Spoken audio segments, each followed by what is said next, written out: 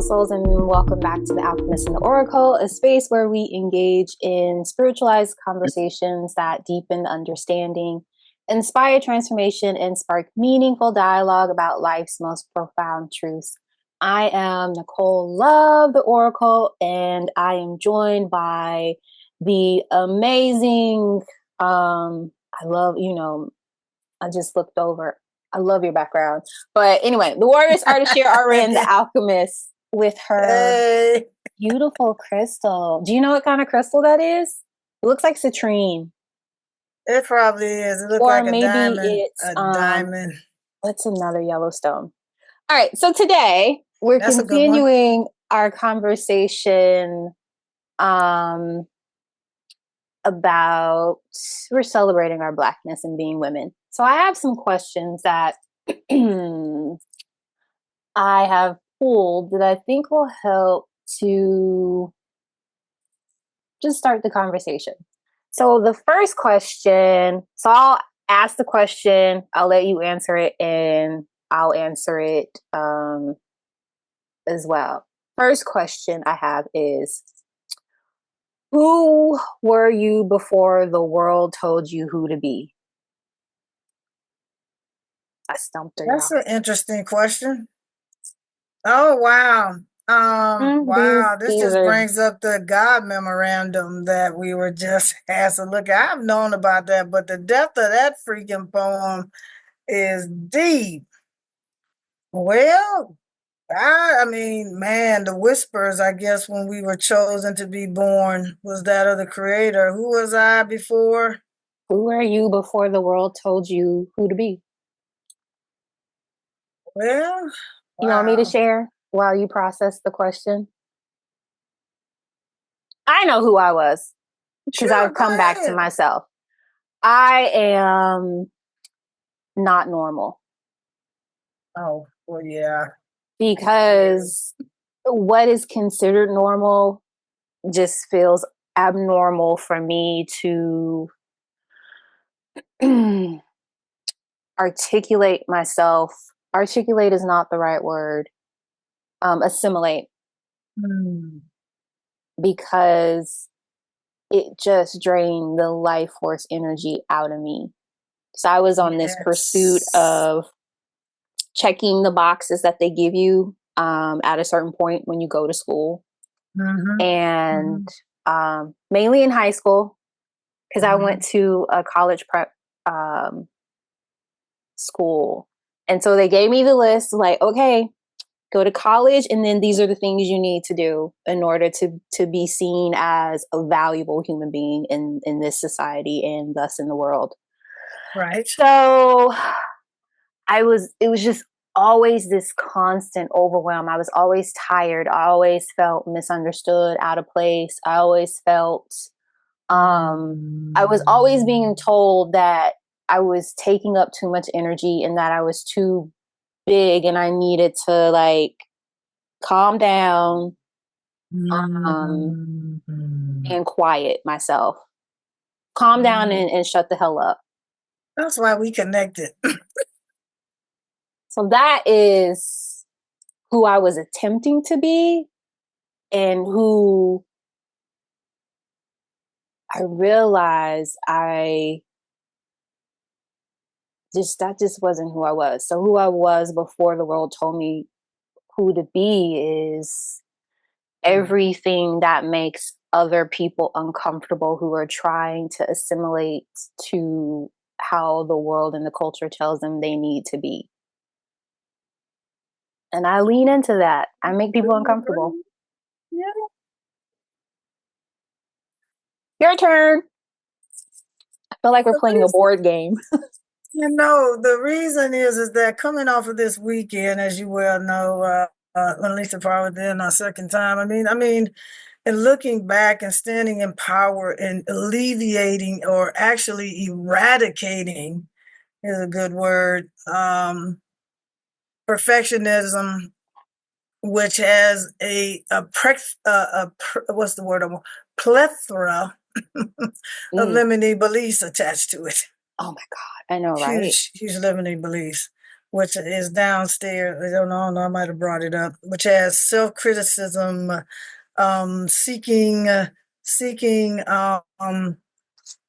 what is it? Seeking, because I done forgot them because I don't want to know them anymore because they ain't attached. Seeking Good for reassurance, you. Good for you. Don't reassurance, remember them. Don't remind yourself. Don't get attached to them again. seeking, fear, failure, all these different dynamics. But I do want to speak about them on my IG channel. So um is that I go back, and what I was trying to go back as the child, the energy, because I remember going while I was stationed down in south of Chicago, and my great grandmother's sister was still living, and it was up to Chicago, and I still have extended family because the blood ones are gone, but and they're still family to me. It's just so awesome. So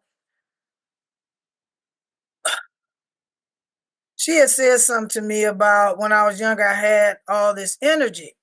So she said I was hyper.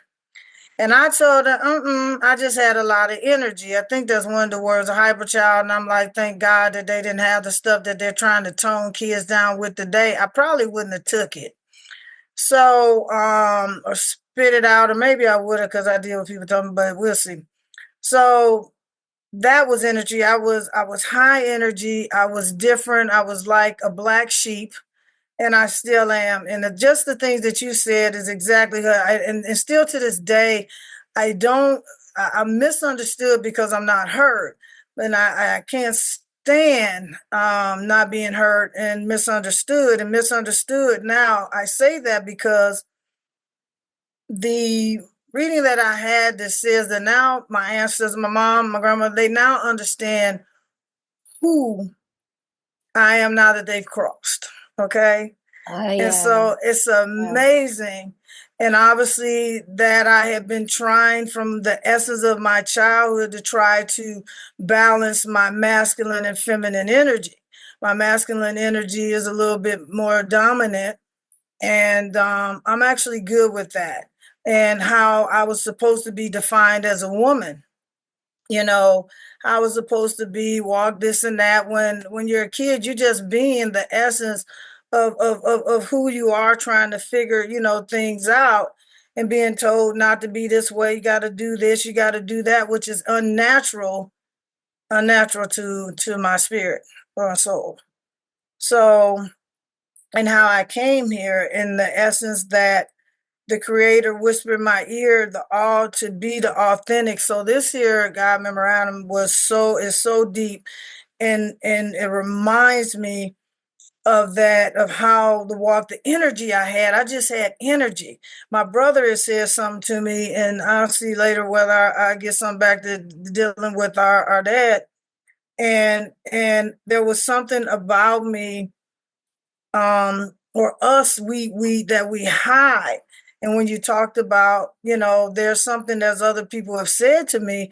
So when you said what you just said, the energy of that, and somebody being afraid of me, and I'm like, who, me, this kind, person that's just joy filled, laughed. People's like trying to take my smile because I smiled all the time. I'm gonna go back to that. If that's uncomfortable with you, too freaking bad. Because maybe you should be doing the same thing to just be the light that you are, to just be the person. Because one of my things, I said I wasn't gonna say this, but this is my quote: "Warriors are the children. Okay. Warrior is my given name. Dina Marie Pierce is to stop, to start, let me rephrase that, to start living life instead of letting life live you." I believe that's it. And so it's about thriving and not surviving. We all are easy to survive, and surviving kind of keeps us small because it's like this thing. We weren't meant to survive. We were meant to thrive, and whatever that is to you. But the start, and I told this one guy, I told him it says time to start living life instead of letting life live you.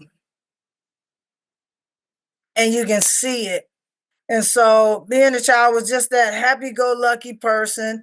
I ain't know nothing about nothing. We talked about, we didn't get into the depth of skin complexion, but people brought that. I would have never known that. Nobody told me. Hell, I'm just being me in my own skin, And you that's who know? you were before the world told you who to be. Right there. Yeah.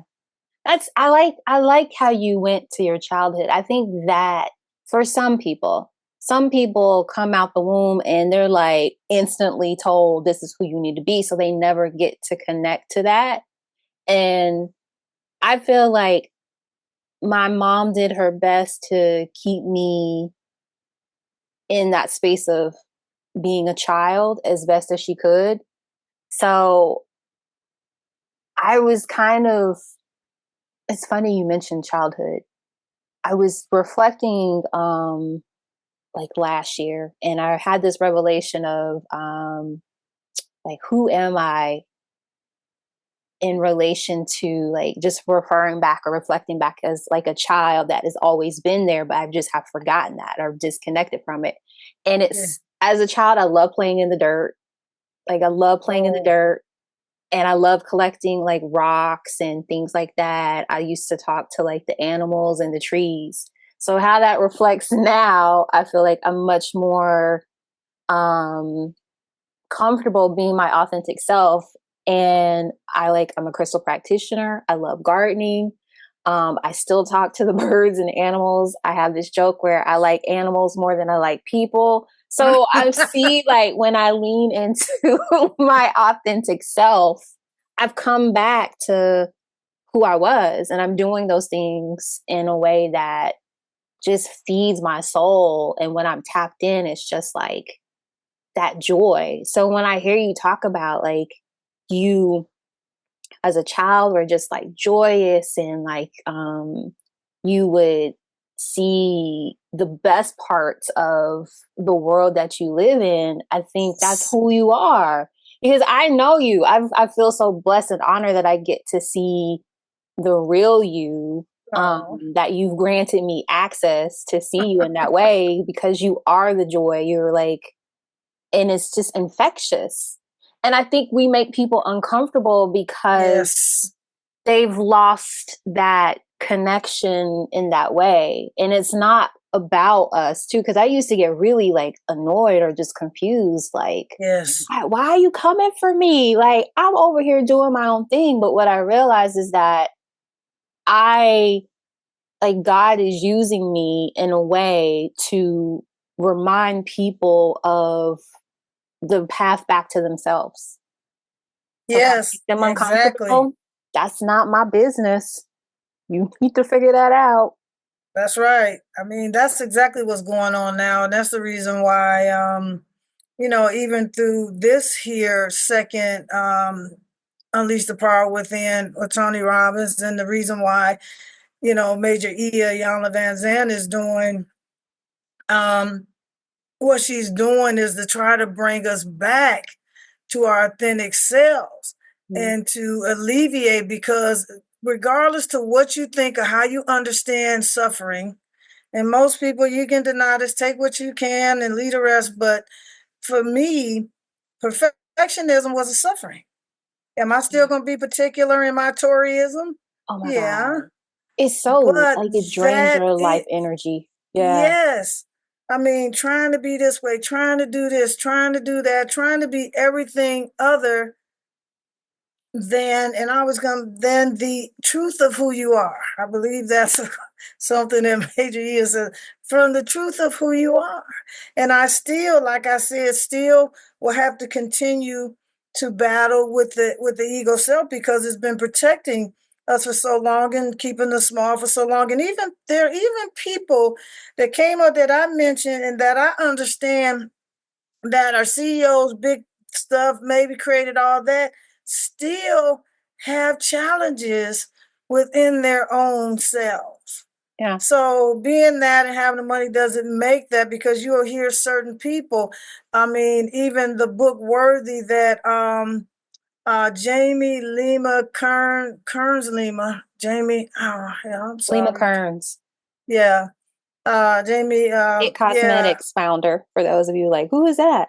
Yeah, so I was gonna get that out. Thank you, darling. I appreciate you.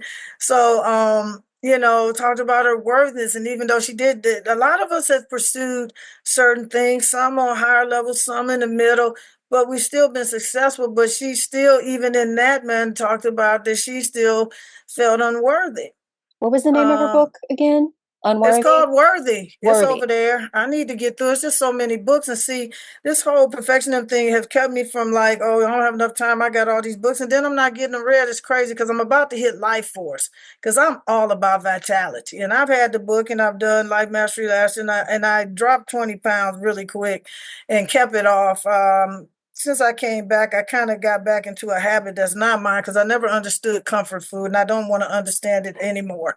Well, girl, I So, can help you understand it. yeah, I don't want to. I just You found don't out want to it ain't understand it good in for me. your. I don't want. Yeah, I get you. after coming back from Detroit, I just put on 10 pounds. I'm like, we can't do this. So no.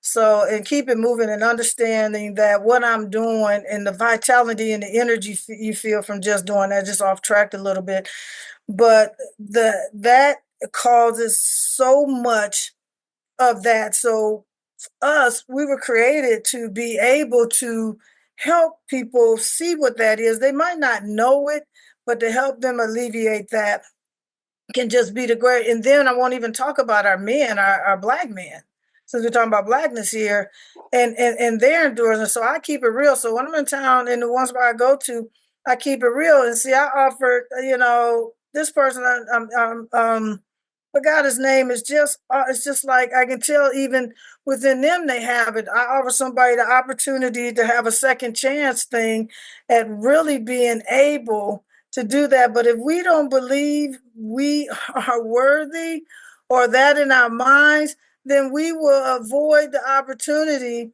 to go and get paid to get trained, to get a job that can pay with the opportunity for advancement. Mm, So, mm. and you didn't make the call. So, and it's no heat of judgment, but it's just saying what I get because I've been there. I talked myself out of stuff. I mean, because you have this thing in the ego or not thinking worthy. Because I mean, I wanted to be around the sports, and of course, I wanted to play professionally. That did not happen. I mean, I'm good enough to play, um, but it didn't happen, and I got in the way. I was getting away because it would have took a lot of practice. You have to have the support of somebody, or you just have to say, "Well, get and go." If because what you have to do is, oh, this is a whole nother discussion about people looking for another person to make them feel a certain way. So a lot of things interfere with that opportunity. If I would have had 1 year when the WNBA first came out, I was a little older, but I would have had to prove myself extremely. How old was I when it? I don't remember now, but I was somewhere in there. So, um, and talk myself out of the opportunity for sportsmen. I'm like, oh, 4 years is too long. And I think I might have mentioned this before that 4 years then went by and went by and went by and went by. And you talk, and it's just so many things that if we could go back and redo it, but we have to just deal with the present moment. And long we have breath and body, look at and treat our bodies and minds in the way in which we deserve to, which is the vitality, which is the food. When we look at the food that I grew up on, I had so much energy. I didn't eat a lot. I had a potato chip thing, but it wasn't huge and it just kept on going. So when you're busy doing stuff, who wants to eat? So, I and our know, food, right? yeah, That's a really provided good us so much point. energy. Yeah. That's a really good point. When you're like in that flow state and in such a way, like you don't have cravings, you have to like actually remind yourself to drink Stuff to and to eat. eat. Yeah. Yeah. So just those of you that are, because I've kind of been in that creative flow last week, and I realized that's the key to me releasing weight, is to be doing things that are in alignment, that bring me a sense of empowerment, and joy. And even if it's doing things that I don't necessarily enjoy doing, but I'm doing it because it needs to be done as part of the bigger picture of birthing a Right. project. So like I'm in the middle of doing that right now. So that's a really good point. Thank you. Yeah, that right there. So that came up like all through the weekend, and I was like, yeah, and then working out, getting back into a routine. I mean, most people want to do my routine, and I'm trying to figure if I'm gonna do the routine or I have to switch it up. But it requires a 3 day on, 1 day off, 3 day on, and that's the one that I know worked for me. Now I would really have to get with somebody and see if I could get the same results, but I would still have to you still have to keep moving. People say 3 days a Mm, week. Working the whole body is a lot, but I know that when I'm building and releasing fat, I need more rest. And I have to honor that because I need to sleep a little bit more as the transformation is happening and the shifts are happening within the body, especially at the cellular level, because it takes a lot for us to even breathe. It takes a lot for the cells to communicate, to deal with all these different things. And so, living in body and being who you are, you will find yourself so much freer. Now, I still have to work with the fact that, society, everything has changed a lot about who you are, how you be. You have all these different acronyms about who you are and how you might be. And I'm just like, people, you either love me for me or not. I have to be okay with that. I don't like labels. And so, I am a human being. I am a human. I am a true child of the Most High. That's who I am. The whisper of the ear is that you are great beyond measure. But, you have to get out of your head and into your heart and connect the both in order to do so. It requires, stillness. And that's still, the ego doesn't want me to be still because the ego does not want me to it does not want to be well, it might be eradicated. It will always be around, but it won't be in control. And it wants to be in control, keep you protected, this and that. It's just like my mother, God bless her.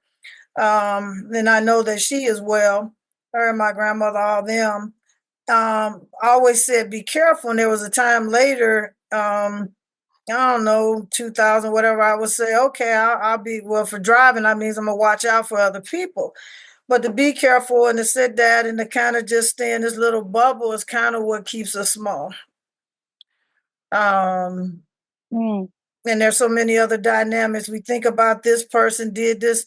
No, I put something on Instagram about we have to get rid of that energy that allowed certain behaviors to happen, which is shifting. The limiting beliefs and all that are really huge and play in that. And people are like, I don't want to do that. I'm like, no, no, no, no. That's just an easy way to make excuses of why you can't step into your power. That true essence. And then as a black people, we have been through, like we were speaking before, such huge traumatization that nobody ever wanted to talk about. So we talk about the silent generation. So I was mentioning one of the to you earlier before we got started about one of the pro golfers here. I don't know much a lot about her. I've Googled her. I'm around her a lot because of the PGA Hope thing out here in East Canton, and for the historic golf course that's there called Clearview. So I'm gonna just put it out there of the first black golf course built by her father and what it took to do that because he wasn't being accepted. They had people who did accept him, but when he still went in with them to these clubs, he wasn't well received. And who wants to feel that away? So he created one that's open to everybody, and there are several people who travel over to go golf there. And the sibling has done really, really good with these with the greens, and has gotten certain awards for the greens because some of them are hard to get it in the hole. So, or putting, but I do pretty good on one of them. So you look at things like that and just what it took just to be who he was and his wife to do all those different things. and then, and to have his daughter come up and be a golf pro. Um, and and what she's done, she does have a major or a couple other things, a whole bunch of things up under her belt. And I'm like, I bet it takes a lot to win a major or two or three. I mean, golf is something. It's something different. And to do it at the time that she did it, and the reason why I mentioned her, she mentioned, traveling with the veterans and checking them out with USO. Um, and so there's a lot of dynamics on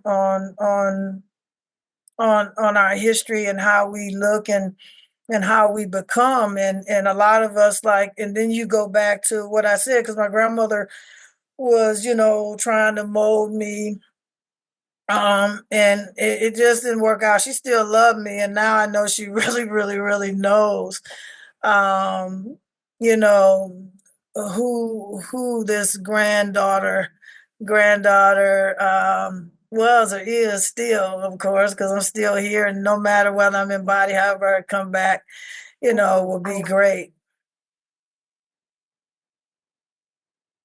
Huh? I was muted. So there's a question. I'm glad you said that. There's a question on here I want to ask you. Oh, And we lost audio there for a minute, just so you I know. I was muted. I Oh didn't Lord. realize it. So the question is, because you talked about your ancestors and you kind of alluded to the fact that once they've crossed over, they have a greater understanding of who you are. So the question I pose to you, Warriors Arshir RN, is if your ancestors could remind you of one thing about yourself, what would it be?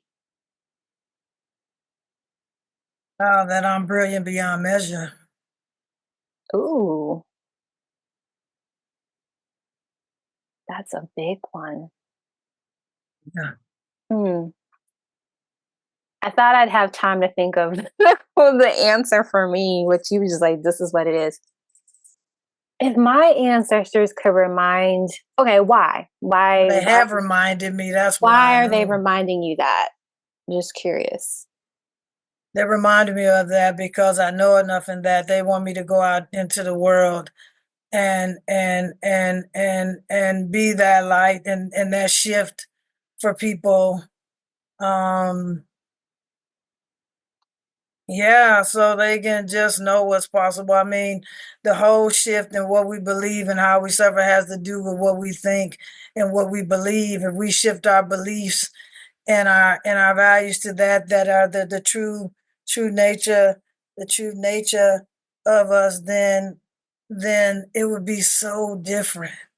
It Oh, was so different. yeah. They were just talking about over that no one man, I mean, no, just like, how does one person or president of this and that really have that much control, and people are worried. There are some people losing some stuff, but what does that mean? What can you do in that moment? I know something happened with me in a certain year, and I had to do some things.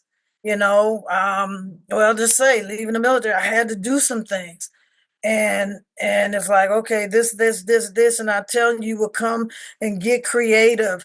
You can use either unemployment for that while you're looking and searching, and I knew what it was that I wanted to do, and I ended up finding it, and I still remained in the federal government status, um that I chose, and I just kept going. I remember, shoot, it's so much easier now. I had to type up, I had to write. I mean, nothing like today with the technology of what I had to do to even apply for this particular other job. So, it was crazy. So, when I go back and I look at that, then I'm like, yeah, they like, enough to make a shift and help others understand that not everybody be ready, but everybody does receive. So they have told me that you know enough to go out there and speak, and so that's exactly what I intend to do. And I understand now that everybody, and I'm saying this publicly because I'm still talking to myself, that everybody ain't gonna be for me, and that's cool. I got you. I love you. There's people out here that, I take what I can from them. There's some people who don't understand who God created me to be and who I am, because people think how you love somebody, who you love somebody, how something makes a really a freaking, I was going to say a different word, a freaking difference, but it You want me to doesn't. say it on your behalf? Sure. It makes no fucking difference. Thank you. Anytime, I got you, girl. You do. I was talking about you. So, man, so. Oh, no. And what, that I have a mouth of a sailor, quote unquote. No, it was just like you did. It's just perfect. We just bounce. It's perfect. I love it. I mean, it might. Yes, I'll I say it love for it. I you. thought. Yes, and I like that. That's exactly what I said. I said I was like, yes. I love it. So it doesn't really matter. And it's like, why do you care anyway? Why do you care? So I know in America, when we talk about, and that one thing, that the woman was talking about is being, criticized for who you date outside of our blackness. And so I was like, well, like I said, my biggest thing is that you understand the relationship that you're getting in with a black person. A black woman at that. A black woman at that, yeah, regardless to whether, as Major said, no matter whether you're Christian, you're this, you're not, you're atheist, you're gay, you're heterosexual, because ain't nothing crooked. People say straight, well, I'm like, well, who in the hell's crooked? So heterosexual and I don't like labels anyway. I'll just keep it real with you. Did that just come out? Yes, it did. It's natural. So that's what's up.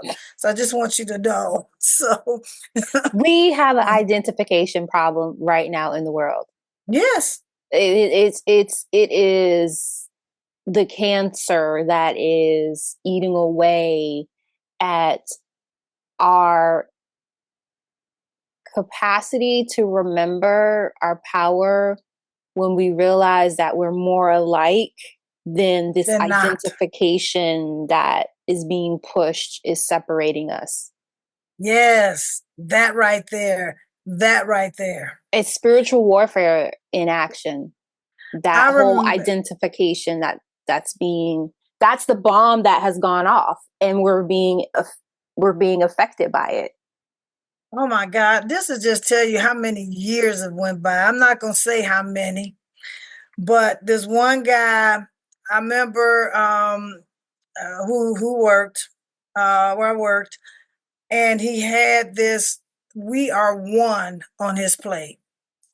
So I didn't get it then, but I didn't discount it either. It's like, what does that mean? And I'm pretty sure I remember when I didn't remember, but Bob Marley, he might have came out and he has that song about that, I believe. We are one. So people say, how we can be one? Our energy, our whole connection. We are more alike than not. We've experienced people say, oh, you can't know what I went through. I don't know the exact. That's like to my brother. I said, "Boy, I'm tired to you." He don't like the word "boy," but I'm like, "Okay, I got you." But it's like, Identification, we get caught up I in the know. words and Oh, terminology here. girl. I mean, I it's mean, I just have to too catch myself much. too on it. It's It's crazy how we it's get too caught up in the much. Yeah. terms. So I can't, and it's so burning. I'm like, what? But y'all can say the N word like it ain't nothing, and I'm like, So it's frustrating. So So how do you feel when people say the N word? Do you or are you just kind of neutral about it? Yeah, I'm the same way. It depends on the context. Mhm. Um, it really does depend on the context. Mhm. But I look at the bigger picture too in terms of what is the conversation that's Mhm. being had as well. I think the Mhm. words are less problematic than why are we having this conversation? Mhm. But anyway. Yeah, I mean, um, Sorry. so I I know I got mean, you off no, track not there. really. No, I ain't on topic. So it's like when somebody say we bleed, our humanity is so interconnected. I mean, and this might be a minor example, but I don't know, it might be a good one. Might have come up. Things just come back up. People say, I was like, you don't know. So, the whole thing about being a kid and I get to talking with people and they can be Caucasian, whatever, and depending on where we grew, how we grew up, and that's why traveling is so cool. Talking with people, this whole thing where we talked about, you know, and mostly on a school night or whatever. The summers when we were out of school were a little bit different with the street light thing. So street light, you had to, so we decided, when, kind of when we want to come in. So it's like, okay, I don't know how our parents brought up, but the street light came up. So, we started paying, we said, okay, we'll get back to you. So we was trying to pay attention to which street light came on later, which one came on last Oh yeah, yeah, in, yeah, in, yeah, in our yeah. block, in this block. Yeah, And you went by so, that one. Yeah, and unless so, unless my grandma told us this street light because she caught on.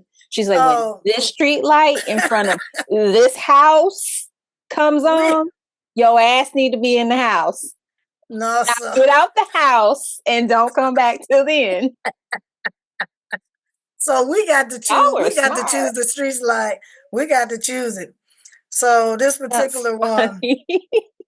And so I be talking to people. They be from different backgrounds, and most of us like, yeah, it's like we should, in the street light come up, and I'm like, you too, and You too. it's like yeah, and it's somebody else from the Hispanic or this and You that. know, It's we're like all connected by the crazy. street lights in that generation, and they had no idea. Oh See, my god, you got that common connection.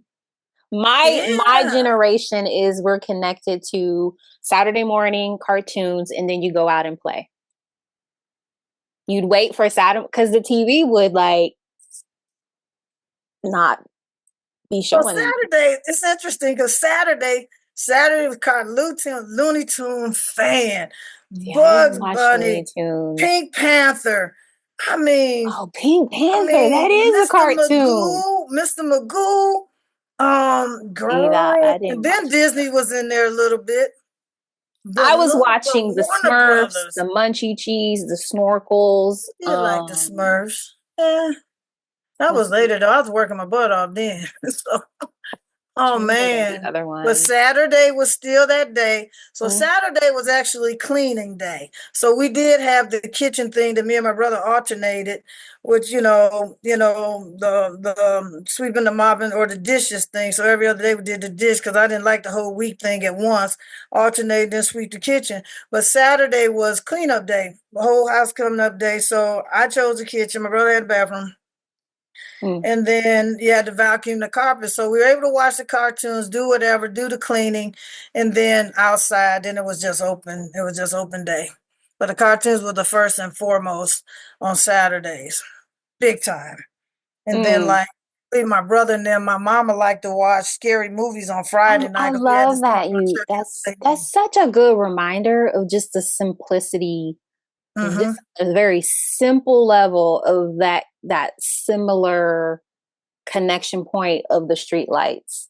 You Yeah. have a similar lived experience generationally, and I think find it within your generation because it's very specific to different generations for sure, but it's just that innate reminder of how connected we are.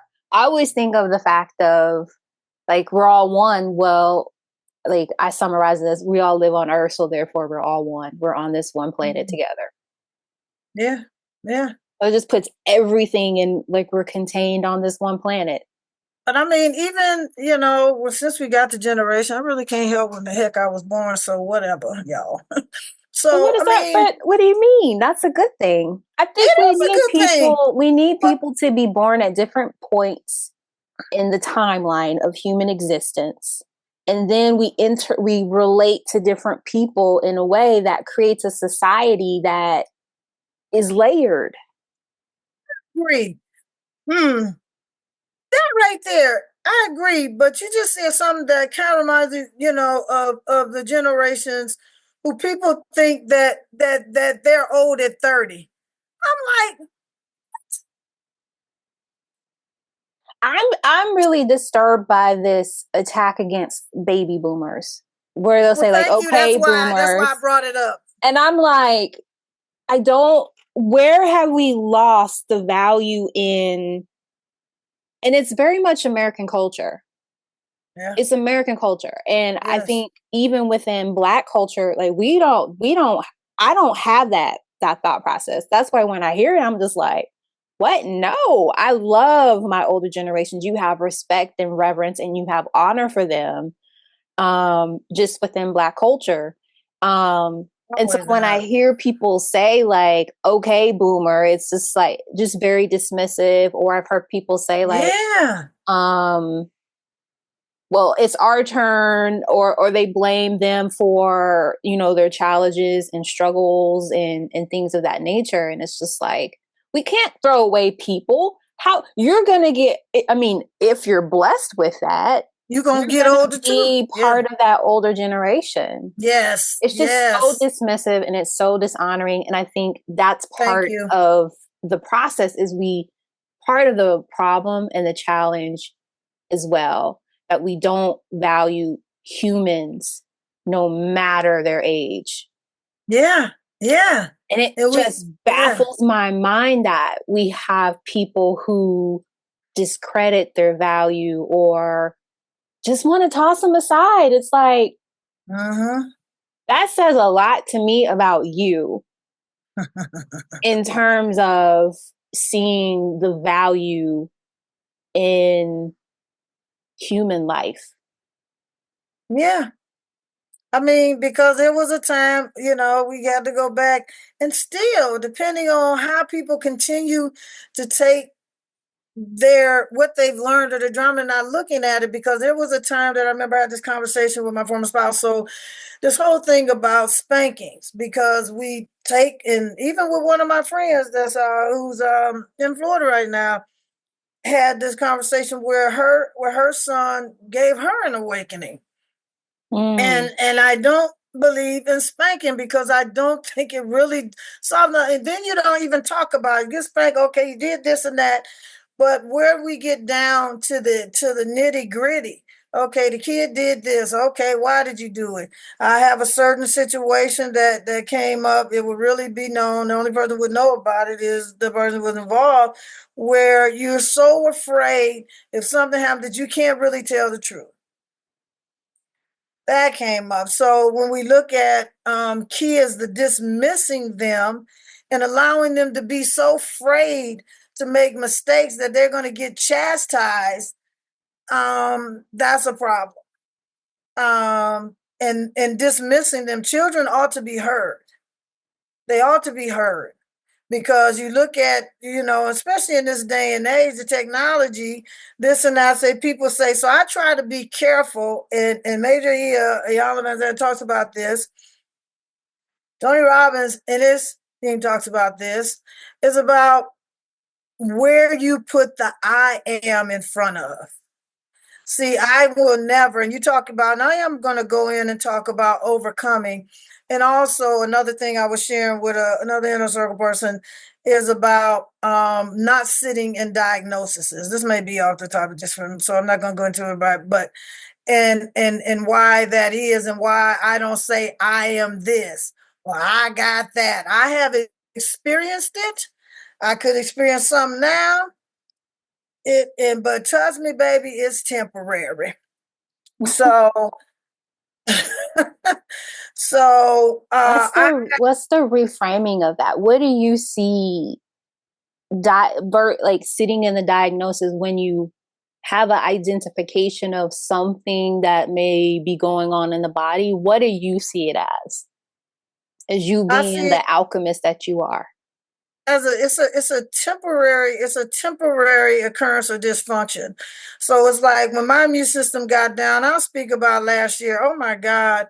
I was trying to force some things to happen and was really finding out that was not gonna go down moving or whatever, or trying to see, whether that was it, and things were not going as planned. and pushing this and selling this. It was uncomfortable. So the immune system gets down. You're not eating, not doing this, you're overdoing it. And so I had a temporarily had been touched, and I hadn't had a virus in forever. I mean, decades. Because I stopped taking the thingies, and I just know my body. To each people, you can do what you want to do. But for me, I couldn't do it because it was actually making me worse. So when that system got down, I had a touch of this, and I was like, okay, but I didn't feel it, but I knew something was kind of off. And then, I mean, I was out of town, then I drove back here, and something was there because I felt kind of good. So something happened when I got back. And so I realized this. I snapped it out of my system in a week, and I have none of the stuff that most people would say that they experience. And I didn't say I have it. I didn't even want to own it. I didn't even want to say it. I can't say it now because I don't want to. It doesn't matter. It doesn't. Mm-hmm. So I chose not to sit in that and go, oh my God, this. I'm like, let me get to taking this. Let me get to doing this. Let me rest. Let me do this. And then after this, let me test myself again. And it was gone. And Because you then I didn't had get it. attached to what it was, you got attached to the symptoms and approaching the symptoms in like a homeopathic way. Like, oh, Yes. okay, let me do these things to nourish and nurture my body. Yes. Yes. So it no longer be identified. And it's not. And then had an official test, and it was definitely no longer identified. So um, the body can do amazing things with food, with rest, with whatever your state of mind is, Food and is because we dying have to, medicine. That's yes, what I learned in my you nutrition know. class. Well, yeah, there's a lot of things I've known, and I wrote a paper in reference to the dysfunction of C, and the reason why I can talk about cancer is because of my family's history of the dysfunction of it. Oh, And I call it the dysfunction because that's exactly what it is. we have to stop. Oh, okay, darling. I All just right. realized what time it was. That 10 minutes, Oh, because I we looked good. down at 10 minutes went really fast. It Okay, does go by so wrapping fast. up. Okay, so I didn't get to answer the question about my ancestors. We'll continue that in the next episode. So I'll share what my ancestors would tell me, and I'm pretty sure you have a lot to say about what they have to say to me as well. So wrapping up, what what's one thing that you want to share to inspire or empower in like 20 seconds? I just want to inspire people to go within. And matter of fact, find out what your limiting beliefs are, because they are some things that are very important that might be holding you back. I want you to start living your life instead of letting life live you. Start thriving, because we all can survive. Start thriving. That's what I have to Ooh, say. those are good. Mine would be, because we asked the question, the first question we asked was, who were you before the world told you who to be? Mm-hmm. I would say, because you brought up a really good point that reminded me of how I could connect to who I really am, my talents and gifts to things, just my unique design. Yes. If you can refer back to your childhood and you remember things that brought you joy, that you truly enjoyed, to the point where um, your parents would have to stop you from doing it, or something you can get lost in, or if you are aware of the thing that you can get lost in, tap back into that. How can you Yes. integrate that into your life daily? That would be my recommendation, on top of identifying those limiting beliefs as well, because I'm sure there's a limiting belief or an attachment that's going to talk you out of thinking that you have the capacity or the audacity to do what you did as a child, enjoy doing as a child. That's what I have. Yeah. Like All right. coloring. Yeah, coloring too. All right. Thank you guys so much for watching this episode. Be sure to subscribe if you haven't already and comment down Yes. below. What are your thoughts? Who were you? Like, what is something you enjoy doing as a child? That's what I want to know. Comment down below. And we look forward to seeing you in another episode. Thanks for being Yes. with me, Warris. Peace. Thank you, babe. Bye. Peace.